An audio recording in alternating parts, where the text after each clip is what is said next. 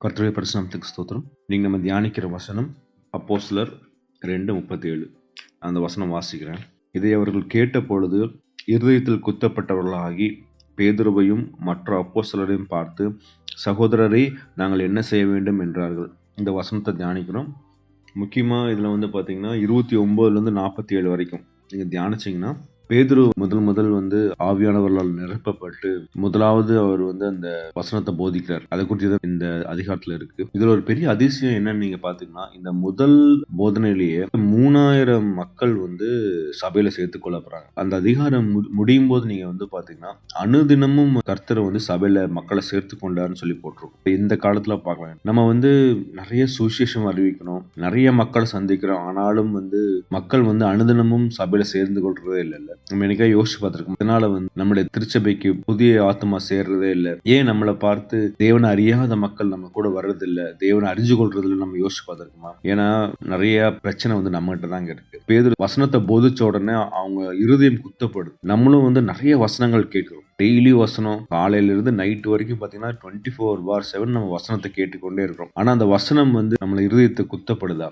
இல்ல, அது ஏதோ ஒரு சடங்காச்சாரமா அந்த வசனத்தை கேட்டு நம்ம பாட்டுக்கு நம்மளுடைய வேலையை பார்க்கிறோம். அந்த வசனம் நம்மளை புடமிடுதா? புடமிடுறதே இல்லையா? நம்மள இருபுறம் கருக்கான பட்டயம் போல நம்ம உருவ குத்துறதே கிடையாது. ஏன்னா நம்ம இருதயம் கல்லான இருதயம் ஆயிடுச்சு. நம்ம இதெல்லாம் எப்படின்னா ஒரு சடங்காச்சாரமா, பழைய ஏற்பாடு காலத்துல மக்கள் சடங்காச்சாரமா எல்லாத்தையும் செய்து கொண்டிருந்தாங்களோ அதே மாதிரி நம்மளும் செய்ய ஆரம்பிச்சிட்டோம். ஏன்னா நமக்கு போதிக்கப்படுறது அப்படித்தானே. நல்லா பைபிள் வாசிங்க, ஜெபம் பண்ணுங்க, மத்தவங்களுக்கு வசனத்தை சொல்லுங்க, சர்ச்சில் நடக்கிற ஊழியங்களுக்கு கலந்து கொள்ளுங்க, இதை தான் நமக்கு போதிக்கப்படுது.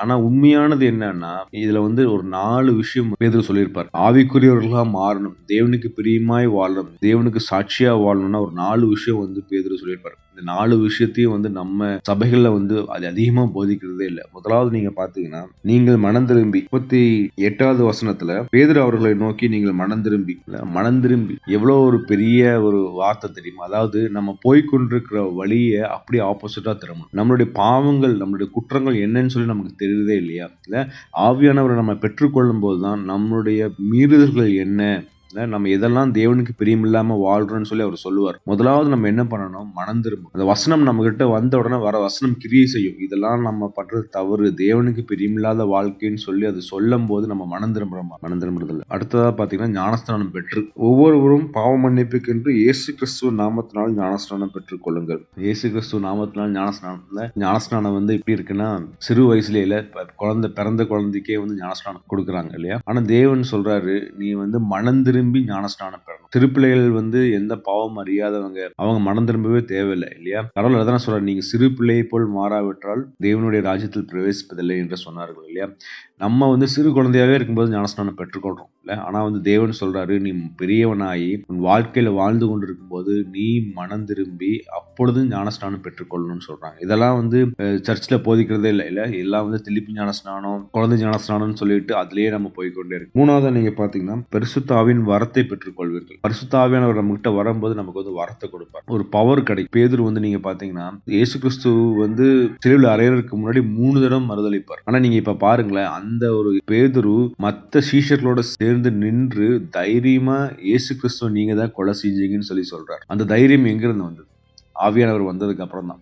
நம்மளுக்கும் ஆவியானவர் வந்துட்டோன்னு சொல்றோம் ஆக்சுவலா. பட் நம்மளால தைரியமே வசனத்தை மத்தவங்களுக்கு சொல்ல முடியுதா? இயேசு கிறிஸ்து தான் மெய்யான தேவன் நம்மளால சொல்ல முடியுதா? அந்த தைரியம் நமக்கு இல்லவே இல்லை. இது எப்படின்னா, பாதி நிலையில பரிசுத்த ஆவியானவர் வந்த மாதிரியும் இருக்கு, வராத மாதிரி இருக்கு. நம்ம தேவனிடத்துல கேட்போம், ஆவியானவர் எங்களுக்கு பெலன் கொடுங்க, give us your power holy spirit அப்படின்னு சொல்லி கேட்டுட்டு தேவனை குறித்து நம்ம சொல்லுவோம் இல்ல. இயேசு கிறிஸ்து நமக்கு எவ்வளவு நன்மையானதை செஞ்சார், நமக்காக உயிரையே கொடுத்தார், நம்ம பாவங்களை மீட்க இந்த உலகத்துல வந்தாருங்கிற அந்த ஒரு சுவிசேஷத்தை நம்ம சொல்லுவோம். அடுத்ததான், மாறுபாடு உள்ள இந்த சந்ததியை விட்டு விலகி உங்களை ரட்சித்துக் கொள்ளுங்கள். 40வது வசனத்துல இருக்கு, இன்னும் அநேக வார்த்தைகளாலும் சாட்சி கூறி மாறுபாடு உள்ள இந்த சந்ததியை விட்டு விலகி உங்களை ரட்சித்துக் கொள்ளுங்கள் என்று புத்தி சொன்னான். மாறுபாடு உள்ள சந்ததினா இந்த காலத்துல பாத்தீங்கன்னா உலகத்தார் மாதிரி. இயேசு கிறிஸ்து அறிந்த பிள்ளைகள் எப்படி வாழணும், எப்படி வாழக்கூடாதுங்கிறது நமக்கு தெரியுதே இல்லை. எல்லாத்தையுமால நானும் வாழ்றேங்க, அவங்களுடைய ஆலயத்துக்கு போறாங்க, நான் நம்மளுடைய சர்ச்சுக்கு போறேன். இந்த மாதிரி நான் அவங்க சம்பாதிக்கிறாங்க, நானும் சம்பாதிக்கிறேன். அவங்க பணத்துக்கு பின்னாடி போறாங்க, நானும் பணத்துக்காக ஓடுறேன். அவங்க சினிமாக்கு போறாங்க, அவங்க லஞ்சம் வாங்குறாங்க, அவங்க லஞ்சம் கொடுக்குறாங்க. தேவனுக்கு பிரியமில்லாத காரியங்கள் என்னெல்லாம் செய்யறாங்களோ இல்ல, வேதத்துக்கு புறம்பா என்னெல்லாம் செய்யறாங்க அது எல்லாமே செய்யறது அந்த மாறுபாடான சந்ததி இல்லையா? தேவனை தெரியாத மக்கள் அவங்க செய்யற மாதிரியே நம்மளும் செஞ்சுக்கிட்டு இருக்கோம். நம்ம வெறும் பேரு கிறிஸ்தவர்களா வேதம் வாசிக்கிறோம்,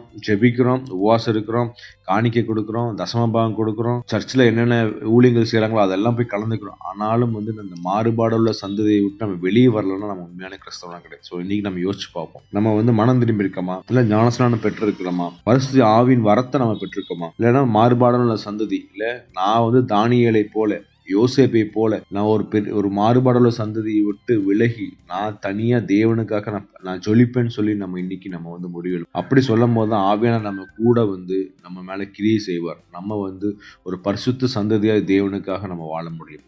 கர்த்தர் தாமே இந்த வசனத்தை ஆசீர்வதிப்பாராக. ஆமென்.